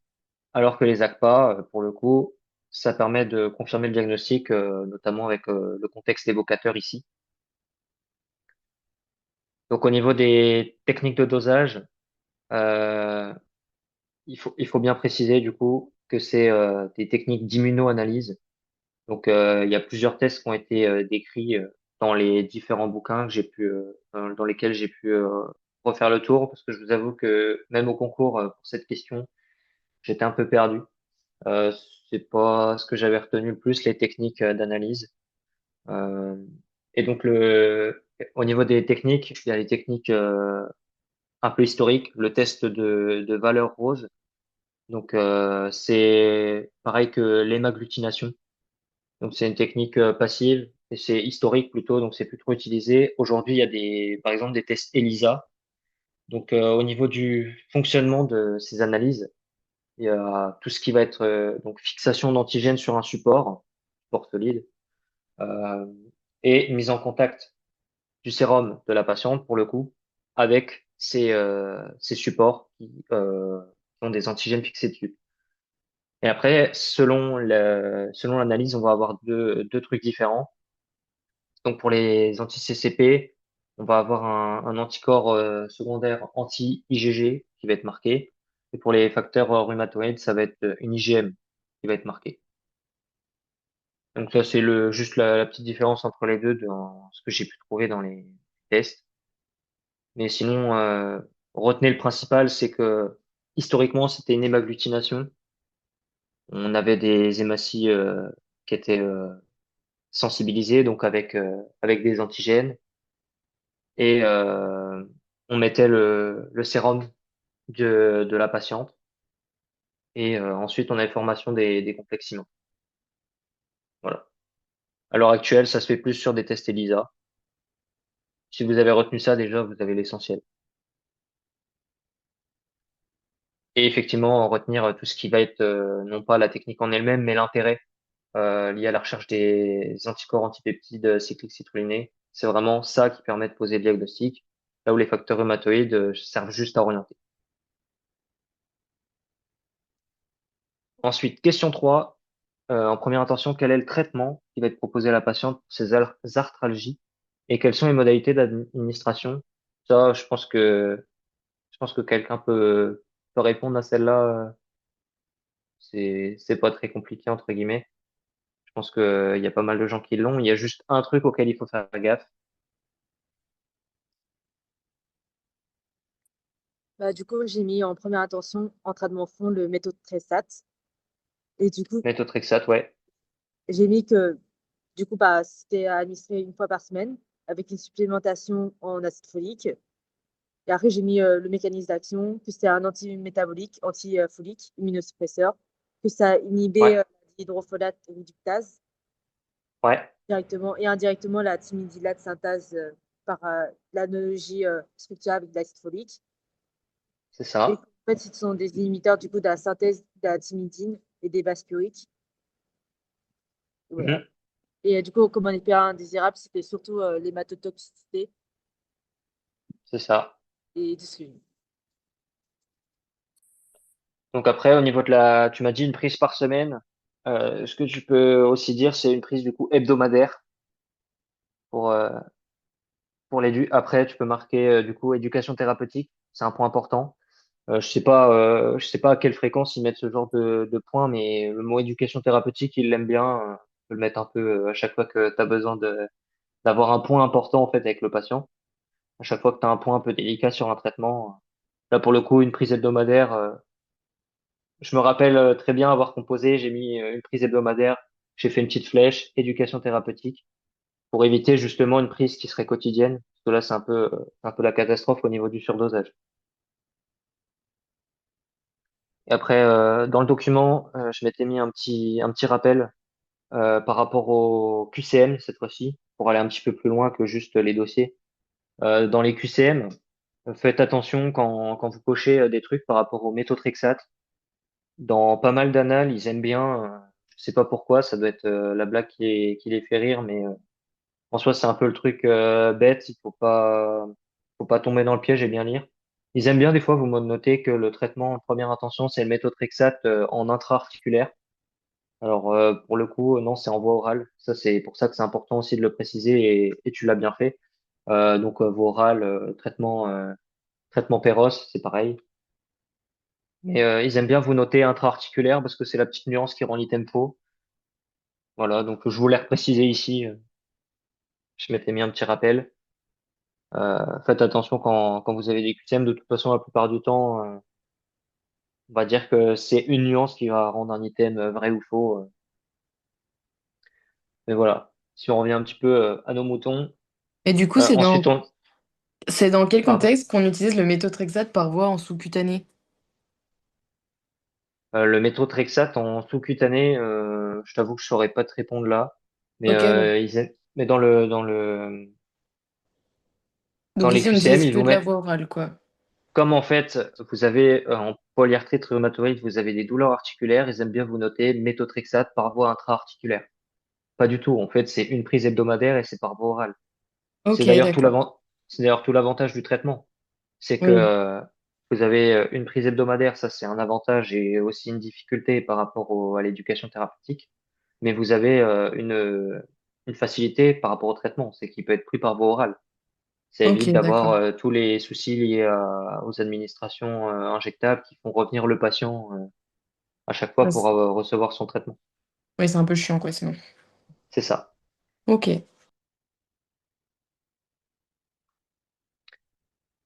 Du coup, question 4.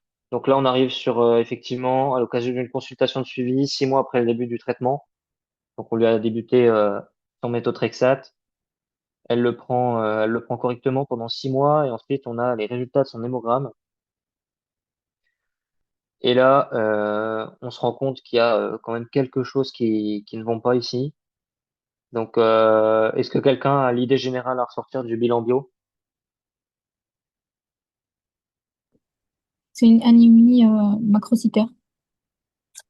Anémie Euh, macrocytaire. dans le détail, attendez, je retrouve ma copie. Ah, anémie macrocytaire ou microcytaire? Macrocytaire. Macrocytaire, ouais, on est d'accord. C'est par rapport à une carence en folate. C'est Euh, ça, c'est soit elle n'a pas pris son sauvetage folinique, soit elle n'a pas été prescrit. c'est ça. Donc, effectivement, c'est lié à très probablement à une carence en folate, effectivement. Sur l'anémie, tu peux me dire quoi d'autre? Attendez, je cherche ma feuille, je suis perdue.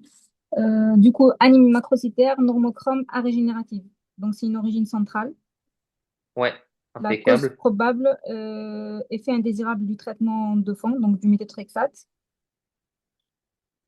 Ouais, Soit non-observance par rapport à l'acide folinique, soit n'a pas été prescrit. ouais. Alors, au niveau de Bon, l'acide folique, effectivement, ce qu'il faut, c'est que normalement, on ait une prise qui soit entre guillemets conjointe au méthotrexate. On ait justement une administration d'acide folique. Donc, même si les sources, quand j'ai regardé, divergent un peu sur le délai d'administration, sur la proposition de correction du CNG, il disait 48 heures. Après, il y a pas de lien véritablement établi de modification en fait de l'efficacité de l'acide folique. Donc ça, c'est quand j'ai regardé un petit peu sur les référentiels un peu pratiques. Mais sur le corrigé et sur la proposition de réponse, il mettait 48 heures avant ou après. Ouais, Donc je vous ai remis ça sur la correction, comme ça vous êtes fixé. De toute façon, en pratique, c'est la plupart du temps ce qui se passe. On va avoir un décalage qui va être d'un ou deux jours en général. J'ai une question. Oui, Ce que je connais, c'est que on doit l'administrer après le méthotrexate, justement pour prévenir, parce que si on l'administre avant, comme c'est un antifolique, ça va pas servir à grand-chose en fait. Donc on le sert après, enfin on l'administre après, oui, pas trop proche non plus parce qu'il y a un antagonisme d'effet. c'est Mais ça. ma question, là, ça c'était une remarque. La vraie question, c'est l'acide folinique ou l'acide folique? Parce qu'on a le méthotrexate, il inhibe la DHFR. Donc il nous faut la forme active, non? Ou je dis des bêtises? Euh, c'est vrai que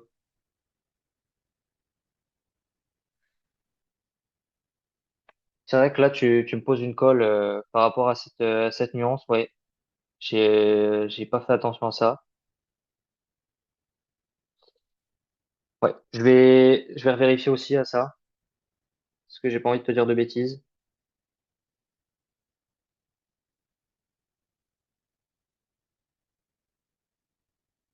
Tac. Je me note ça et je te redirai. Je remettrai de toute façon sur les deux points, effectivement, les deux questions là. Je vous renoterai après la conférence sur le salon des conférences. Je vous remettrai les réponses aux deux questions. Ok, merci. Moi, je pense que en fait, l'acide folique, il est utilisé en cas de prévention de la toxicité à faible dose de méthotrexate, et l'acide folinique, c'est en cas de surdosage du coup. C'est pour rattraper le coup. Je pense que c'est ça. En gros, l'acide folique, il est toujours prescrit avec le Ouais. méthotrexate pour la prévention, mais la folinique, c'est quand c'est déjà fait en fait. C'est quand les effets indésirables du méthotrexate sont déjà installés. Je sais pas.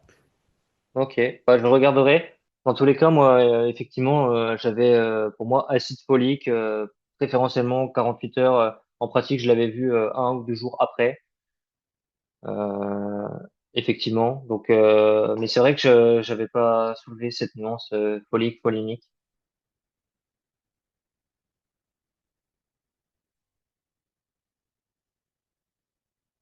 Sinon, par rapport au bilan bio, pour y revenir, donc effectivement, anémie macrocytaire normochrome, arrêt régénérative. On a du coup au niveau des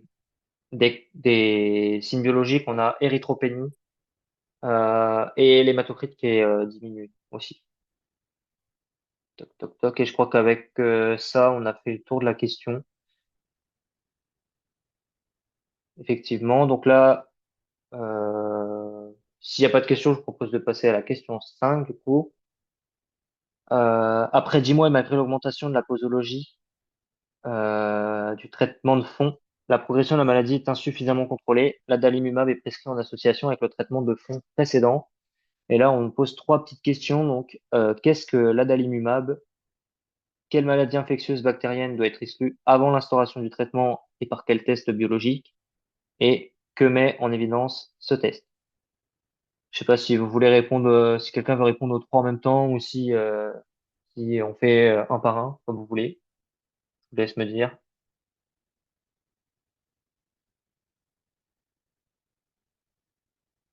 Du coup, moi, j'ai juste mis que du coup, l'adalimumab, c'était un anti-TNF-alpha qui fait partie des Ouais. BSMART, Ça fait partie des?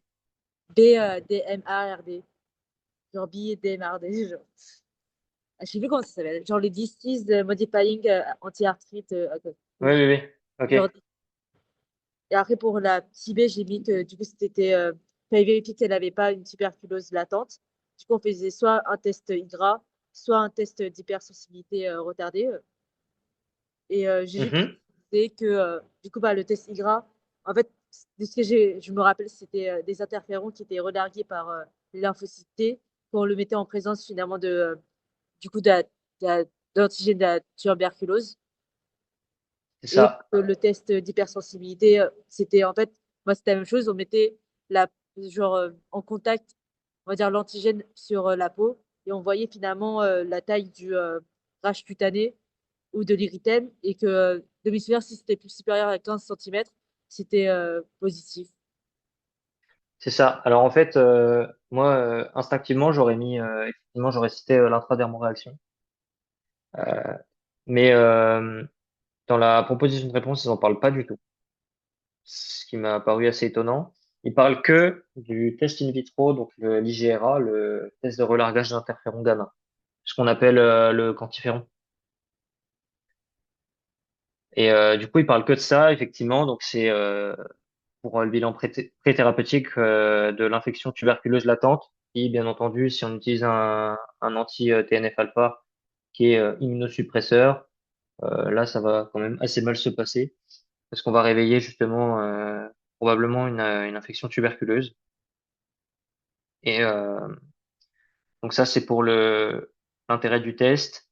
Donc c'est pour le moment, elle est latente et on va éviter de créer une tuberculose qui pour le coup risquerait d'être assez sévère.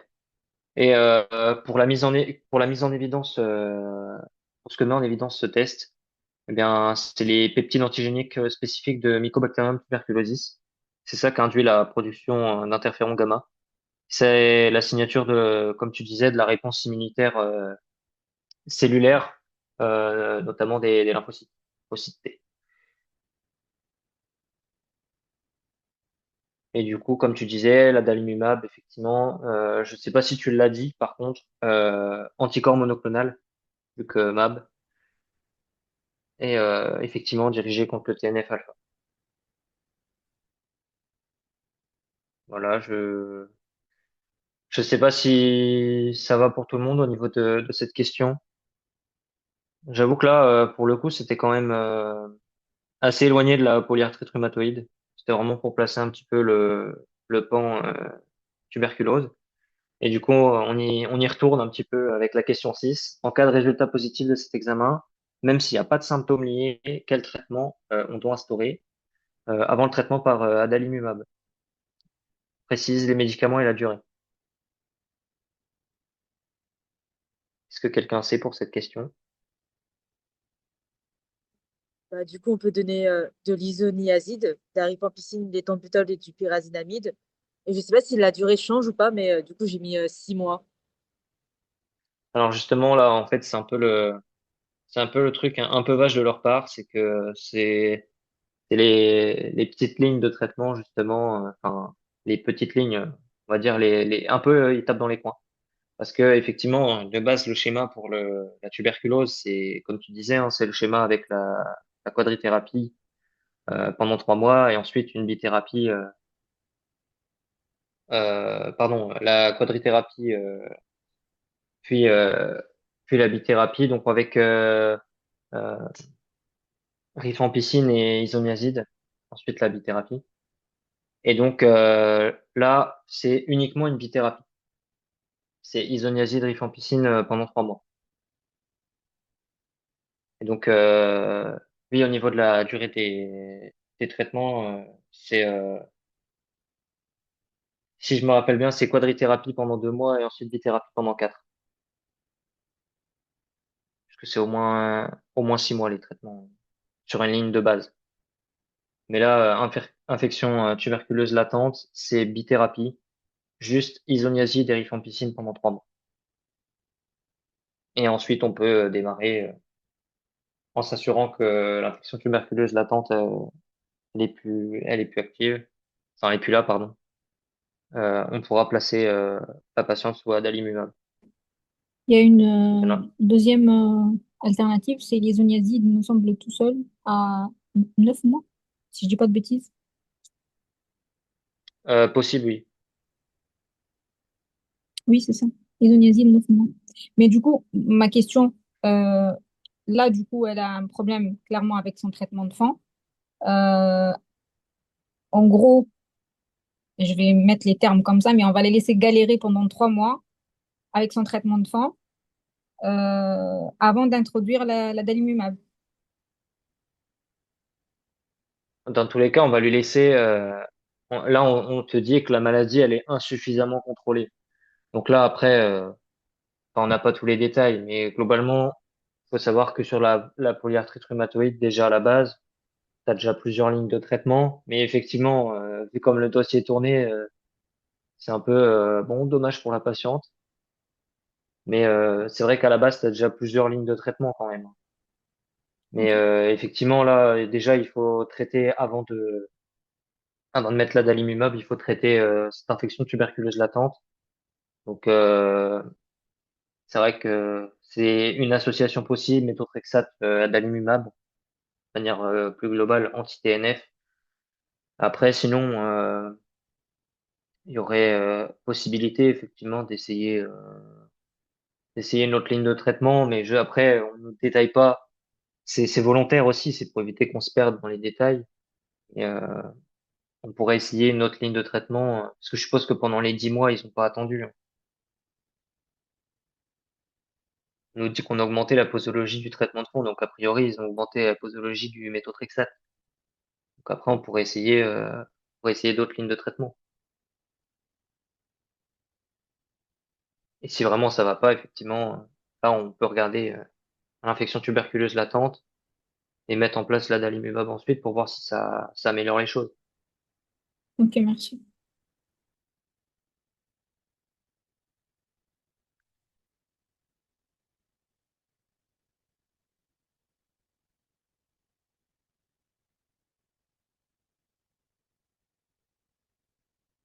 Du coup, voilà, je pense que, oui, voilà, je pense que la question est traitée. Donc le dossier, a priori, est fini. Donc je sais pas si vous avez d'autres questions.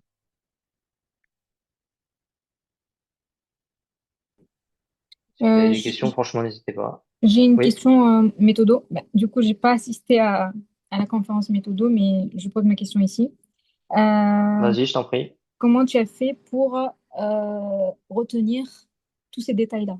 Parce que, qu'on le veuille ou pas, avec la quantité qu'il y a, on C'est, se perd c'est compliqué, rapidement. je suis d'accord. Ouais. Comment c'est quoi les astuces que tu as fait? Est-ce que tu révises, je sais pas moi, très rapidement, souvent ou voilà. Alors, je sais pas exactement vers quel détail, entre guillemets, tu veux m'amener, mais je sais qu'il y a des trucs clairement. Bon, je pense que je t'apprends rien si je te dis que d'une part, tu n'auras jamais tous les détails des cours. Le but, c'est quand même d'en avoir un maximum parce que faut quand même remplir les copies, je suis d'accord. Mais pour ce qui est des détails, enfin, moi, je sais que j'ai une mémoire qui est assez visuelle et j'apprenais surtout sur les livres. Je faisais pas de fiches. Je sais pas ce que tu fais, si tu fais des fiches, si tu as plutôt tendance à écrire à fond ou si t'es plutôt comme moi, avoir justement plutôt une mémoire visuelle, à essayer de se dire, OK, je vais essayer de faire le plus de tours possible sur mes chapitres. Comme ça, je les vois un nombre incalculable de fois sur les livres. Et comme ça, à la fin, je sais que, OK, par exemple, sur mon algorithme de traitement dans telle pathologie, bah, je sais que en haut de la page, j'ai ces traitements-là. Et puis, si ça va pas, entre guillemets, dans ma tête, j'ai le schéma et je descends au fur et à mesure. Je sais que moi, je fonctionnais beaucoup avec du visuel. Donc, j'avais vraiment deux trucs phares. C'était soit, justement, je voyais plusieurs fois le chapitre de façon à essayer de retenir un petit peu la tête que le chapitre avait dans le bouquin. J'ai fonctionné vraiment beaucoup au bouquin et après sinon sur l'autre méthode, c'est que des fois j'avais des détails justement qui rentraient pas du tout. Bah là c'était une page blanche, un crayon et j'essayais de les réécrire plusieurs fois jusqu'à les avoir et après justement ça me permettait d'en retenir le plus possible on va dire parce que même si tu oublies un détail ou deux au fil de ton apprentissage, après c'est quand tu vas les revoir, quand tu vas t'entraîner sur des annales, tu vas avoir forcément l'info qui revient. Donc là, ça te permet de replacer certains trucs. Dans tous les cas, effectivement, quand tu t'entraînes, tu replaces forcément à chaque fois des éléments et tu te dis, ah ben mince, ça je le savais.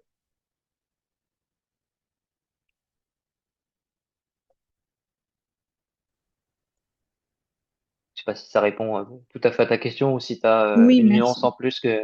Non, non, merci Ok, beaucoup. Merci. ok, de rien. Quelqu'un a une autre question? Du coup, concrètement, pour les maladies auto-immunes, globalement, est-ce qu'il y a que le lupus et la polyarthrite rhumatoïde ou est-ce qu'il peut y avoir autre chose? Alors les maladies auto-immunes, bah en fait t'en as plein d'autres, mais en ce qui concerne les atteintes articulaires, tu vas pas en avoir 50 000. En maladie auto-immune, et c'est notamment le cas si tu as tout ce qui est problématique, bah, tu as diabète de type 1, tu vas avoir tout ce qui est lié notamment au dysthyroïdie, ça peut être auto-immun. Euh, donc toutes ces problématiques-là, elles sont quand même pas du tout dans le champ de ce que je vous ai présenté ce soir, parce que vous allez très rarement avoir des atteintes articulaires dans d'autres pathologies au concours de l'internat. Mais au niveau auto-immun, c'est vrai que ouais, si tu as par exemple le diabète et thyroïde, tu peux citer les polyendocrinopathies si jamais elles peuvent être associées. Après, dans les pathologies auto-immunes, faut toujours essayer d'en rechercher d'autres. Mais là, pour le coup, comme tu dis, effectivement, lupus et polyarthrite rhumatoïde, sur tout ce qui est arthralgie et tout ça, c'est à peu près les deux seuls, hein. Merci. Après, globalement, effectivement, on a recroisé différents éléments. J'ai essayé d'être assez clair là-dessus au niveau des différents types d'anticorps. Globalement, il y en a pas beaucoup qui permettent de poser purement le diagnostic. Vous avez les anticorps anti-SM, donc les anti-Smith, dans le lupus, qui sont quand même retrouvés assez rarement, mais qui sont spécifiques. Et vous avez tout ce qui est anticorps anti-CCP ou les ACPA dans la polyarthrite. Ça, c'est spécifique aussi. Le reste, ça vous donne une idée, ça vous permet de vous ranger dans la catégorie des maladies auto-immunes, notamment pour tout ce qui est lié aux arthralgies. Donc, vous savez à peu près où vous vous situez, mais ça permet pas de poser un diagnostic pur. Si je vous dis, vous avez des facteurs rhumatoïdes, là, si on part de rien, on sait vers quoi on se dirige, mais on sait pas exactement où on va. Si c'est polyarthrite ou si c'est lupus.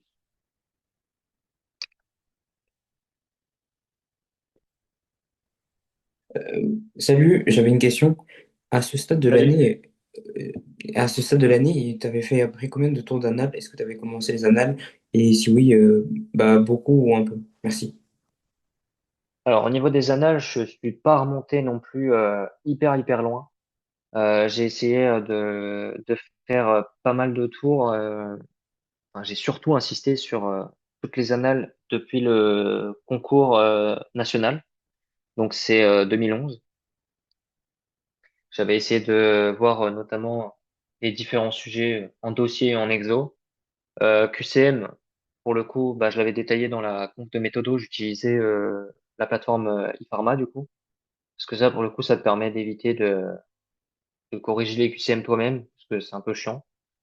Donc j'étais bien content d'avoir les QCM qui étaient corrigés automatiquement. Puis tu perds pas la dynamique quand tu fais tes QCM.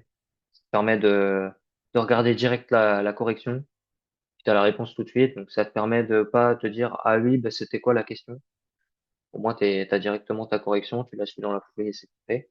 Après pour ce qui est exo dossier, effectivement, j'ai fait le très gros de mon taf, je l'ai fait entre 2011 à aujourd'hui.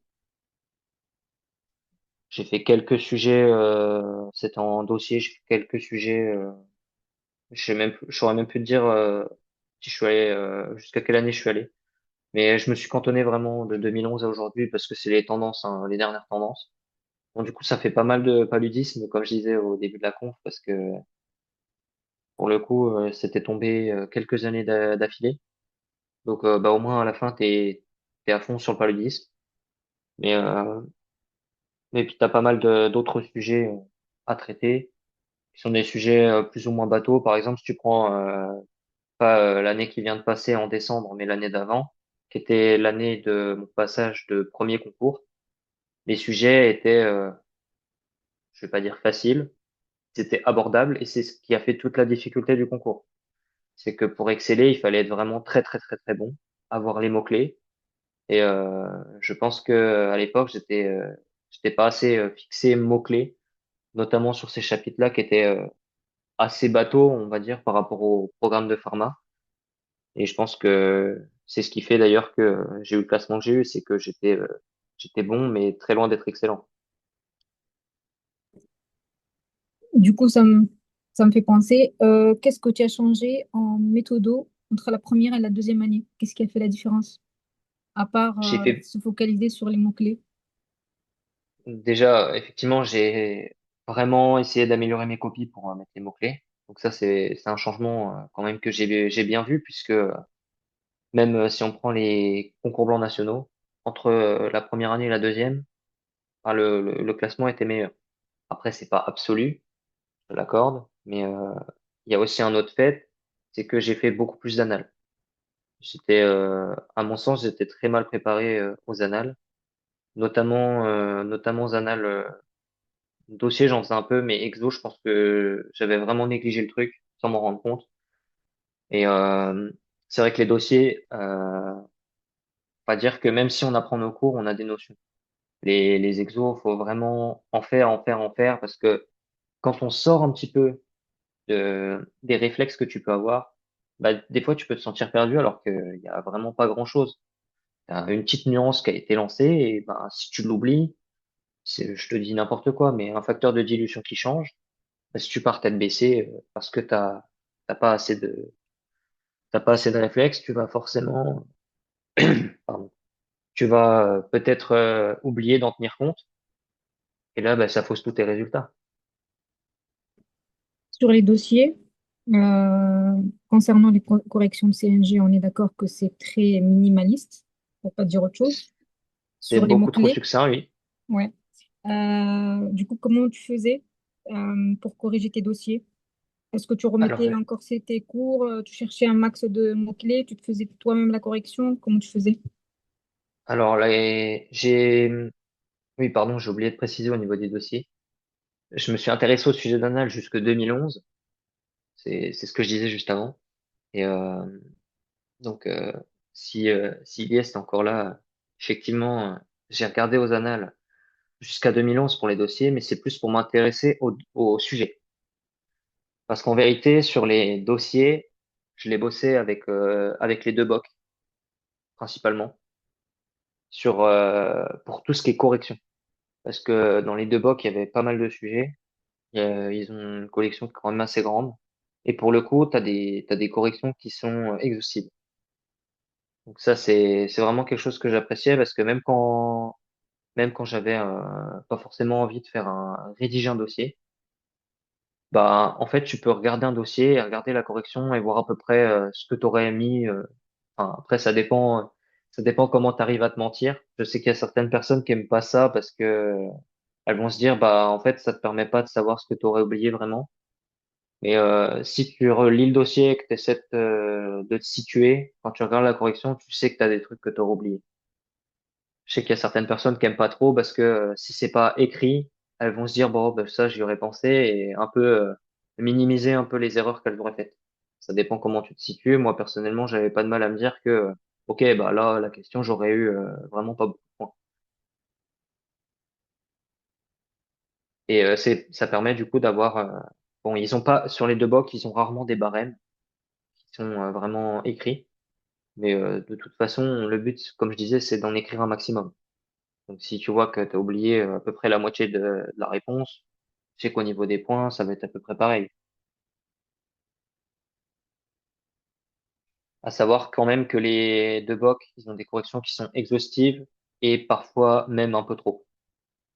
Je pense notamment à ce qui réutilise des notions de cours. Certains trucs, des fois en parasito, ce genre de choses, c'est très très détaillé. Donc après, dans un premier temps, ce que je suggère, c'est que vous lisiez les corrections, par exemple en essayant de retenir l'essentiel et de revenir, en fait, essayer de faire plusieurs strates dans votre apprentissage pour essayer d'engranger au départ l'idée générale et savoir un petit peu, parce que moi, je fonctionne beaucoup avec, entre guillemets, des tiroirs. Je sais qu'au départ, si je sais pas, en parasito notamment, lors de la première préparation du concours, je détestais la parasito parce que j'avais trop de mal à ranger les parasites en fonction des catégories. J'avais du mal à savoir exactement où on était, quel cycle parasitaire c'était. Enfin, pour moi, c'était assez facile de mélanger.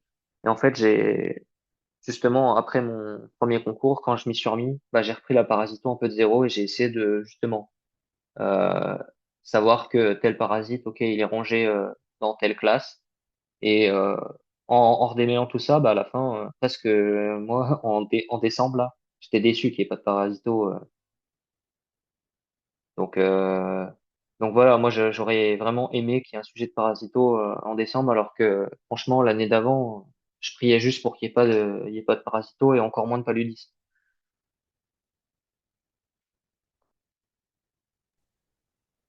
Je sais pas si ça répond à vos questions, Oui, oui, mais voilà, merci. si vous avez autre chose, ok, super.